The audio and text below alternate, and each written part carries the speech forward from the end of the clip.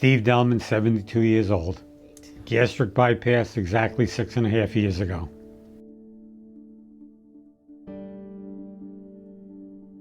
The highest weight I ever had was about 300, and now I'm about 150.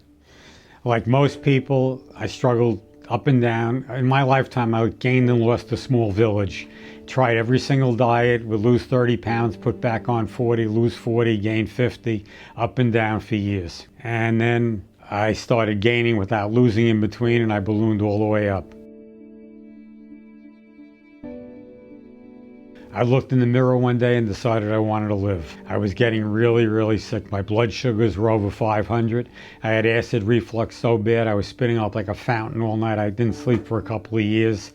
And I knew this, if I didn't have the surgery 6.5 years ago, I knew I wouldn't be alive today.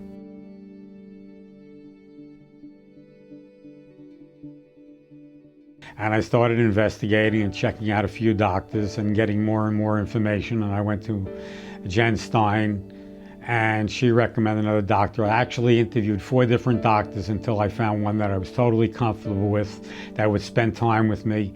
When you start this, you have a lot of questions, you know, your hand held a lot, and someone has to walk you through it. And Dr. Yasician was totally patient and gave me all the time I needed. And I speak about it all the time. The biggest thing is I have a life. I thought I have a real life. I beat a deadly disease. And there aren't too many times in life you get a second chance. I got a second chance on life, and it's made everything great. I exercise regularly, I eat healthy foods, and I feel better and better every day. Actually, it gets easier and easier every month. What most people don't understand, if I can, is that the surgery is important. Obviously, it got you started, and you would never lose weight without the surgery. Most people think the surgery is the magic lamp, but it's not. It's a tool to get you started. The key is not losing weight. The key is learning how to stay healthy for the rest of your life. And a lot of people don't realize that. They think once they lose the initial weight, they're done. But that's when they're first starting. So I had a great dietitian, Jen Stein. She convinced me I could do the surgery. I had second doubts. When they were wheeling me into the room, I wanted to scream, stop. I never thought I could do it. But she and Dr. Yasician gave me the confidence that I could do it. Do I have a good support system? Yes, I say I would have a good support system. It helps, but it's all about motivation. If you want to do it, you can do anything. It's all about the motivation. And I was motivated, and I worked hard at it, and I hit a lot of bumps on the road. I had gallbladder problems. I had the throwing up syndrome a lot. I had to adjust to new foods, and there were times when it wasn't easy. There were plenty of times I had to call Dr. Yasician. I can't stand up. I don't know what's going on, but I worked through all of it. You just keep working, and it gets easier and easier every month.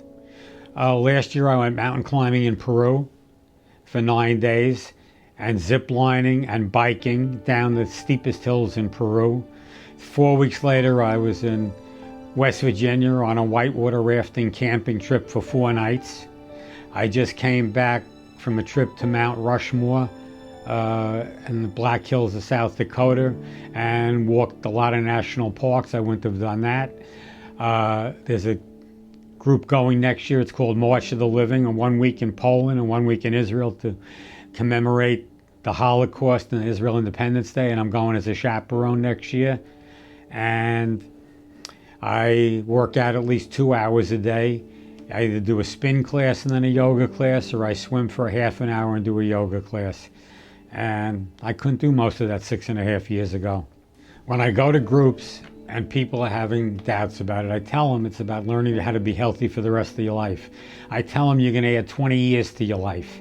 What the life expectancy is between 40 and 50, how most people either get diabetes or kidney disease or eye disease or heart disease. And those kind of weights, it's hard to beat those odds. And if they don't do it now, they're not going to live a long life. The biggest advice I give to people is to stay focused. I believe, number one, once you get healthy, the number one catalyst to good health is exercise. As far as food, sometimes you're going to eat more Sometimes you're going to eat less. But if you make good choices, you're never going to get in trouble. Don't think you can eat the foods you ate before in smaller portions. You're doomed for failure if you do that. Go to your doctors, don't stop getting medical advice, and go to group therapy. I believe I do group therapy and I'm in other study groups. You are never the finished product. When you go to group therapy, whether you're the person that's been there the least amount of time or the most amount of time, it's reinforcing all the ideas that you believe in, and you get an opportunity to teach them to other people and learn by other people's mistakes so you won't make the same mistake. We all learn from each other, and it's 6.5 years, so that's 78 months. I think I must have missed the group therapy no more than 5 or 6 times, and all for good reasons. It's an opportunity to give back to the people that have just had the surgery, the knowledge and information that you can share. I realized I was getting really sick with blood sugars over 500. I knew I wouldn't be here much longer. I was prisoner to an insulin pump. There's nothing more disgusting than that, checking the readings all the day, filling the pump. It was a horrible few years. Almost none. I take vitamins and minerals, and that's about it. Just to stay focused. It's very hard. Everything's about motivation. That's what it's really all about. I was very lucky to meet Dr. Yurcisin. It was the right time, the perfect time, and he really guided me through it. And everybody in this office has been nothing but helpful. I started studying Judaism 40-something years ago when my daughter was born. I take classes every single season because I learned the most important thing about learning is you're never the finished product. There's always more to learn. There's a saying in Judaism in a book called the Book of the Fathers, who is wise? A wise man is someone who learns from everyone along the way.